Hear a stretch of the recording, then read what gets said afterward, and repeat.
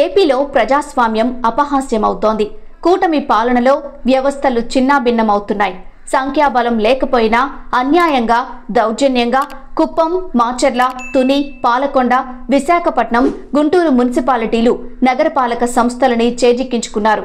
ఆయా కౌన్సిలర్లు, కార్పొరేటర్లను అనైతిక మార్గాల్లో లొంగదీసుకున్నారు. సీఎం చంద్రబాబు సొంత నియోజకవర్గం కుప్పంలో అధికార పార్టీ నేతలు బలం లేకపోయినా మున్సిపల్ చైర్పర్సన్ పీఠాన్ని లాక్కున్నారు. వైఎస్ఆర్సీపీ కౌన్సిలర్లలో ఒక్కొక్కరికి 50 లక్షలు, ఒకరికి మున్సిపల్ ఉద్యోగం ఎరవేసి లొంగదీసుకున్నారని సమాచారం. మున్సిపాలిటీలో మొత్తం 25 వార్డులుంటే అందులో 19 మంది వైఎస్ఆర్సీపీ కౌన్సిలర్లే ఉన్నారు. టీడీపీకి కేవలం 6 కౌన్సిలర్లు మాత్రమే ఉండగా కూటమి అధికారంలోకి వచ్చాక మున్సిపల్ చైర్పర్సన్ పదవి కోసం బెదిరింపులకు తెరలేపారు. మున్సిపల్ చైర్పర్సన్ గా ఉన్న డాక్టర్ సుధీర్ రాజీనామా చేయడంతో అక్కడ ఉప ఎన్నిక అనివార్యమైంది. 4 వైఎస్ఆర్సీపీ కౌన్సిలర్లు టీడీపీలో చేరిన వైఎస్ఆర్సీపీకి 15 మంది కౌన్సిలర్లతో చైర్పర్సన్ను ఎన్నుకునేందుకు అవసరమైన పూర్తిస్థాయి బలముంది.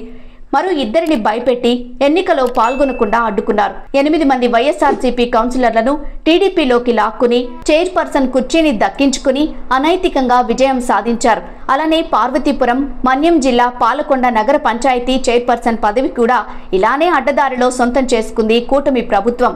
ఇక్కడ మొత్తం 20 వార్డులుండగా 17 వార్డుల్లో వైఎస్ఆర్సీపీ కౌన్సిలర్లు ఎన్నికయ్యారు. ఇటీవల వ్యక్తిగత కారణాలతో రాధాకుమారి తన పదవికి రాజీనామా చేశారు. దీంతో ఎన్నిక జరిగింది. ఈ ఎన్నికకు వైఎస్ఆర్సీపీకి చెందిన 14 మంది కౌన్సిలర్లు హాజరు కాలేదు. దాంతో వైసీపీ నుండి ఒకరిని లాక్కుని టీడీపీకి చెందిన 2 సభ్యుల మద్దతు అందించడంతో ఆ పదవి టీడీపీ వశమైనట్లు వాళ్లే ప్రకటించుకున్నారు.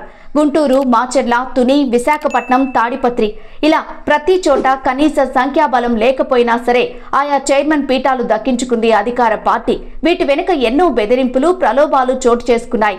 ఇదిలానే కొనసాగితే ఏపీలో ప్రజాస్వామ్యం అనే పదమే మాయమవుతుందని రాజకీయ విశ్లేషకులు ఆవేదన వ్యక్తం చేస్తున్నారు.